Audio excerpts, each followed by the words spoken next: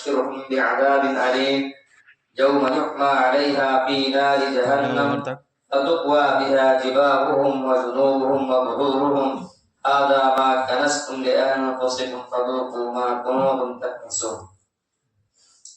محترم حضرات، آج کے درس میں ان لوگوں کے متعلق بیان کیا جائے گا جو صاحب نصاب ہیں، جن کو اللہ رب العالمین نے اتنا مال دے رکھا ہے کہ وہ زکوٰۃ نکالنے کے مستحق ہیں، لیکن اس کے باوجود بھی وہ اپنے اموال کو وہ سیو کر کے رکھتے ہیں، اپنے اموال کو وہ جمع کر کے رکھتے ہیں، لیکن وہ اللہ کے حضور زکوٰۃ کی ادائیگی نہیں کرتے ہیں.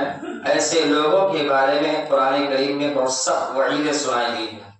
ہم اور آپ سب سے پہلے سمجھ لیں کہ زکوٰۃ جو ہے اسلام کے 5 بنیادی ارکان میں سے تیسرا ایک اہم رکن ہے. اسی طریقے سے زکوٰۃ یہ ہمارے اوپر واجب ہے جب ہم جو شریعت نے جو نصاب متعین کیا ہے اس نصاب تک پہنچنے کے بعد ہمارے اوپر زکوٰۃ کی ادائیگی واجب ہے. اور جو شخص زکوٰۃ کی ادائیگی کرنے سے انکار کرے گا گویا کہ وہ اسلام کے ایک ستون کو گرا رہا ہے. اسی طریقے سے زکوٰۃ کی انکار کرنے والے کو ہماری شریعت نے کہا ہے کہ گویا کہ اس نے کفر کا ارتکاب کیا ہے. تو سب سے پہلے یہ جان لیں کہ اللہ رب العالمین نے زکوٰۃ کی ادائیگی نہ کرنے والوں کا انجام کیا بیان فرمایا ہے. اللہ رب العالمین نے فرمایا والذین یکنزون الذهب والفضة ولا ينفقونها في سبیل اللہ، کہ وہ لوگ جو اپنے سونے اور چاندی کو جمع کر کے رکھتے ہیں، ولا ينفقونها في سبیل اللہ، لیکن ان زیوروں کو، ان زیورات کو اللہ کے راستے میں خرچ نہیں کرتے ہیں، اللہ کے راستے میں اس کی ادائیگی نہیں کرتے ہیں، ایسے لوگوں کے لیے ابشرهم بعذاب الیم، بہت ہی دردناک عذاب ہے.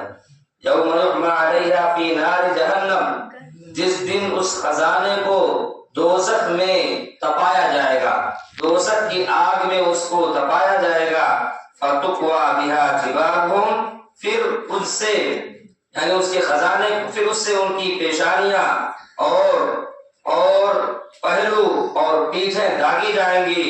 هذا ما كنزتم لانفسكم، اور ان سے کہا جائے گا یہ وہ خزانہ ہے جسے تم اپنے لیے جمع کر کے رکھ رہے تھے، بس اپنے خزانوں کا مذاق چکھو.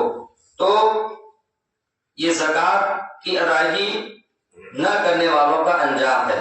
اسی طریقے سے اللہ کے نبی صلی اللہ علیہ وسلم کی حدیث ہے جس کے راوی حضرت ابو ہریرہ رضی اللہ تعالیٰ عنہ بیان فرماتے ہیں کہ اللہ کے رسول صلی اللہ علیہ وسلم نے ارشاد فرمایا من آتاہ اللہ مالا فلم یؤد زکاۃ، کہ اللہ رب العالمین نے جس کو مال دے رکھی ہے لیکن اس کے باوجود بھی وہ زکوٰۃ کی ادائیگی نہیں کرتے ہیں، مبتلا لہ مالہ یوم القیامۃ شجاعا اقرع لہ سبیبتان یطبقہ یوم القیامہ، کہ اس قیامت کے دن اس کا مال نہایت زہریلے گنجے سانپ کی شکل اختیار کر لے گا.